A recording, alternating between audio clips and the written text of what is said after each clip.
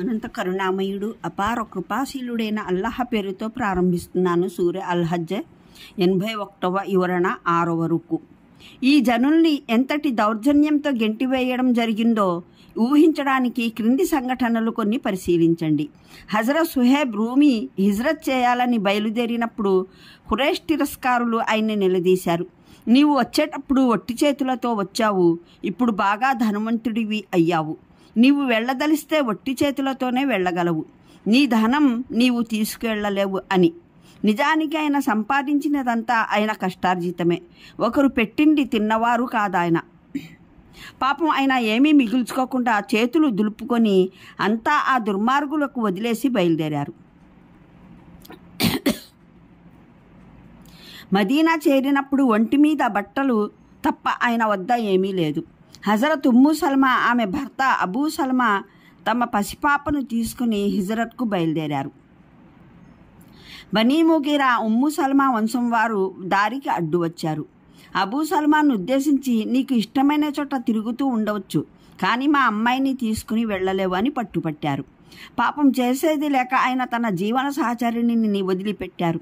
తర్వాత బనీ అబ్దుల్ అసద్ అబూ సల్మా వంశం వారు ముందుకు వచ్చి, పిల్లవాడు మా కుటుంబానికి చెందినవాడు, అతన్ని మాకు అప్పగించండి అని పట్టుకున్నారు. అలా పిల్లవాడు తల్లిదండ్రులు ఇరువురికి దూరమయ్యాడు. దాదాపు 1 సంవత్సరం కాలం వరకు హజరత్ ఉమ్ము సల్మా తన భర్త, సంతానం ఇరువురి కోసం దుఃఖం, ఆవేదనలతో బాధపడుతూ గడిపారు. చివరికి అతి కష్టం మీద పిల్లవాడిని సాధించి మక్కా నుండి ఒంటరిగా బయలుదేరారు. పరిస్థితి ఏమిటంటే, సాయుధ బిడారాలు కూడా వెళ్ళడానికి భయపడే దారుల వెంట ఒంటరి స్త్రీ ఒడిలో పిల్లవాడిని తీసుకుని ఒంటెనెక్కి ప్రయాణించారు. అయ్యూష్ బిన్ రబీఆ అబూ జహల్ మాతృజా సోదరుడు హజరత్ ఉమర్తో పాటు హిజ్రత్ చేసి మదీనా చేరుకున్నారు. ఆయన వెనకాలే అబూ జహల్ మరో సోదరుణ్ణి తీసుకుని వెళ్ళాడు. అక్కడ కట్టుకథ చెప్పాడు. అమ్మ ఒట్టు పెట్టుకుంది, అయ్యూష్ ముఖం చూడనంత వరకు ఎండ నుండి నీడలోకి వెళ్ళనని, తలను దువ్వుకోనని కూర్చుంది. అందువల్ల నీవు వచ్చి కాస్త ముఖం చూపించు, తిరిగి వచ్చేద్దువు గాని అని. ఆయన పాపం తల్లి ప్రేమతో వాళ్ల వెంట వెళ్ళారు. దారిలో 2 సోదరులు ఆయన్ని బందీ చేసి మక్కాలో ప్రవేశించినప్పుడు ఆయన్ని తాళ్లతో కట్టి తెచ్చారు. 2 సోదరులు ఇలా ప్రకటిస్తూ వచ్చారు, మక్కావాసులారా, మీ పనికి మాలిన కుర్రాళ్లను ఇలా చక్కదిద్దండి, మేము చేసినట్లు. చాలా కాలం వరకు ఈయన గత్యంతరం లేక వాళ్ళ ఖైదులో ఉన్నారు. చివరికి ఒక సాహసవంతుడైన ముస్లిం యోధుడు ఆయన్ని వెతికి విముక్తి కలిగించారు. మక్కా నుండి మదీనాకు హిజ్రత్ చేసిన దాదాపు ప్రతి వ్యక్తికి ఇలాంటి హింసా దౌర్జన్యాలను ఎదుర్కోవలసి వచ్చింది. ఇల్లు వాకిలి వదిలివేసినప్పటికీ కూడా పాపం వారిని క్షేమంగా వెళ్ళనివ్వలేదు దుర్మార్గులు.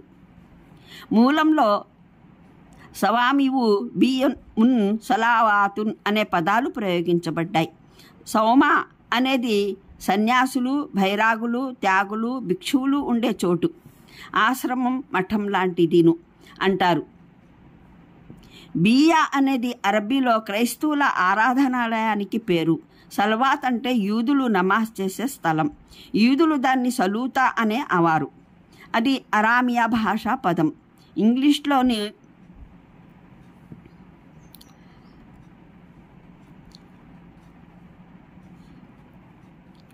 తర్వాత ఇంగ్లీష్లోకి చేరి ఉండటం సంభవమేమీ కాదు. అంటే దైవానుగ్రహమే. ఆయన ఏ ఒక్క వర్గానికో జాతికో శాశ్వత అధికార పట్టా రాసి పెట్టలేదు. ఆయన సమయానుకూలంగా అప్పుడప్పుడు ఒక వర్గాన్ని మరో వర్గం ద్వారా తొలగిస్తూ ఉంటాడు. ఒకే వర్గానికి పట్టా దొరికి ఉన్న మాట అయితే కోటలు, రాజప్రసాదాలు, రాజకీయ భవంతులు, పరిశ్రమలు, వాణిజ్య కేంద్రాలు మాత్రమే వినాశమయ్యేవి కావు. ఆరాధనాలయాలు సైతం ఈ ఆగడాల నుండి తప్పించుకునేవి కావు. బఖ్రా సూరాలో ఇదే భావాన్ని ఇలా చెప్పడం జరిగింది. ఈ విధంగా అల్లాహ్ మానవుల్లో కొందరి చేత మరికొందరిని తొలగిస్తూ ఉండకపోతే భూవ్యవస్థ అస్తవ్యస్తమైపోయేది. అయితే ఇస్పజనుల పట్ల అల్లాహ్ ఎంతో అనుగ్రహం గలవాడు. ఆయత్ 251. ఈ విషయం దివ్య ఖురాన్లో పలు చోట్ల ప్రస్తావించబడింది. దేవుని సృష్టి అయిన మానవులకు దేవుని ఏకత్వం వైపునకు పిలుపునిచ్చేవారు సత్యధర్మ సంస్థాపనకు 2 స్థానంలో చెడు స్థానంలో మంచిని పెంచడానికి అవిరళ కృషి జరిపేవారు నిజానికి దేవుని సహాయకులు. ఎందుకంటే ఇది దైవ కార్యం. దాని నిర్వర్తనలో వారు దైవానికి తోడ్పడుతున్నారు. మరిన్ని వివరాలకు చూడండి ఖురాన్ అవగాహన సంపుటి 1 ఆలిమ్రాన్ పాదసూచిక 50. అంటే అల్లాహ్ సహాయకులైన వారి ఆయన సమర్థనకు సహాయానికి అర్హులైన వారి గుణగణాలు ఇవి ప్రపంచంలో వారికి పరిపాలనా ప్రభుత్వను ప్రసాదిస్తే వారి వ్యక్తిగత శీల స్వభావాలు పాపం, అపరాధం, అహంకారాలకు బదులు నమాజ్ సంస్థాపన దిశలో రూపొందాలి. వారి ధనం, భోగ విలాసాలకు, మనోకాంక్షల పరిపూర్తికి మారుగా జకాత్నివ్వడంలో హెచ్చింపబడాలి. వారి ప్రభుత్వం సత్కార్యాలను అణచడానికి బదులు వాటిని అభివృద్ధిపరిచే సేవను నిర్వర్తించాలి. వారి శక్తి చెడులను వ్యాపింపజేయడానికి మారుగా వాటిని అణచడానికి వినియోగపడాలి. ఈ ఒక్క వాక్యంలో ఇస్లామీయ రాజ్య ధ్యేయాన్ని, దాని కార్యనిర్వాహకుల ప్రత్యేకతల్ని, పాలకుల అసలు భూమికను వెలికితీసి ఎత్తి చూపించడం జరిగింది. ఇస్లామీయ ప్రభుత్వం అంటే యథార్థంగా ఏమిటో అర్థం చేసుకోదలిచిన వారు ఈ ఒక్క వాక్యం ద్వారానే అర్థం చేసుకోవచ్చు. అంటే భూ వ్యవస్థ నిర్వహణను ఎప్పుడు ఎవరికి అప్పచెప్పాలి అన్న నిర్ణయం నిజానికి అల్లాహ్ ఆధీనంలోనే ఉంది. దురహంకారులైన మానవులు, భూమి, అందులో నివసించే జనుల భాగ్య విధాతలు తామేనన్న అపోహలో పడి ఉన్నారు. కానీ రవ్వంత విత్తనాన్ని మహావృక్షంగా చేసే, ఒక మహావృక్షాన్ని మాడిపోయిన కట్టె పంజరంగా చేసే శక్తికి మాత్రమే అది సాధ్యం. ఎవరి వైభవ ప్రాభవాలను చూసి వీరిని కదిలించడమైనా ఒకరి తరమా అని జనులు అనుకుంటారో వారిని ప్రపంచ ప్రజలకు గుణపాఠం కాగల రీతిలో నేల కొరిగేలా చేయడం ఆయనకే సాధ్యం.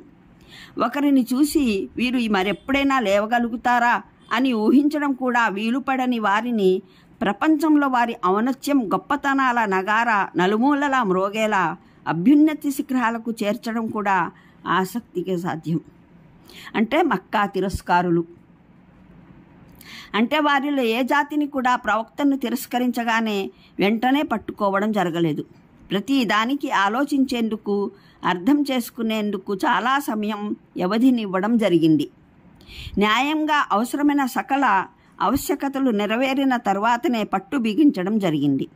అదేవిధంగా మక్కా తిరస్కారులు ఒక విషయాన్ని అర్థం చేసుకోవాలి. వారికి తగిన శాస్తి జరగడంలో జాప్యం జరుగుతుందంటే దానికి కారణం ప్రవక్త హెచ్చరికలు కేవలం ఉత్తుత్తి బెదిరింపులు అవడం కాదు. వాస్తవానికి వారు ఆలోచించి నిర్ణయం గైకొనడానికి అల్లాహ్ తన నియమానుసారం వారికి ఇస్తున్న వ్యవధి ఇది. వారు ఈ వ్యవధిని సరిగ్గా వినియోగించుకోలేకపోయినట్లయితే వారి అంతిమ పరిణామం కూడా వారి పూర్వీకులకు ఎదురైనటువంటిదే కావడం తథ్యం.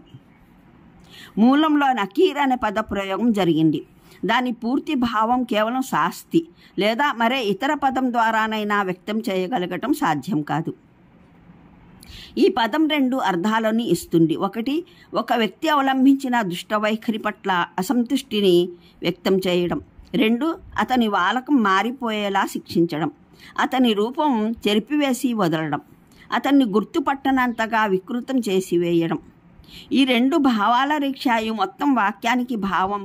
ఇక చూడండి, వారి ఈ వైఖరికి నా క్రోధం రేగినప్పుడు నేను వారి వాలకాన్ని ఎలా తలకిందులు చేసి పెట్టాను అని వస్తుంది.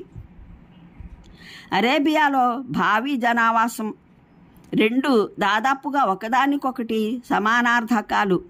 ఏదైనా తెగవారి పల్లెను పేర్కొనదలిస్తే ఫలానా తెగవారి బావి అని అంటారు. ఒక అరబ్బు వ్యక్తి సమక్షంలో బావులు నిరుపయోగంగా పడి ఉన్నాయని అంటే ఆ గ్రామాలు నిర్జనమై శిథిలాలుగా పడి ఉన్నాయన్న భావం అతని మదిలో మెదులుతుంది. అనంత కరుణామయుడు అపార కృపాశీలుడైన అల్లాహ్ పేరుతో ప్రారంభిస్తున్నాను. సూర్య అల్-హజ్ 81వ వివరణ 6వ రుకు. ఈ జనుల్ని ఎంతటి దౌర్జన్యంతో గెంటివేయడం జరిగిందో ఊహించడానికి క్రింది సంఘటనలు కొన్ని పరిశీలించండి. హజరత్ సుహైబ్ రూమి హిజ్రత్ చేయాలని బయలుదేరినప్పుడు ఖురైష్ తిరస్కారులు ఆయన్ని నిలదీశారు. నీవు వచ్చేటప్పుడు ఒట్టి చేతులతో వచ్చావు, ఇప్పుడు బాగా ధనవంతుడివి అయ్యావు. నీవు వెళ్ళదలిస్తే ఒట్టి చేతులతోనే వెళ్ళగలవు, నీ ధనం నీవు తీసుకువెళ్ళలేవు అని. నిజానికి ఆయన సంపాదించినదంతా ఆయన కష్టార్జితమే. ఒకరు పెట్టింది తిన్నవారు కాదాయన. పాపం ఆయన ఏమీ మిగుల్చుకోకుండా చేతులు దులుపుకొని అంతా ఆ దుర్మార్గులకు వదిలేసి బయలుదేరారు. మదీనా చేరినప్పుడు ఒంటి మీద బట్టలు తప్ప ఆయన వద్ద ఏమీ లేదు.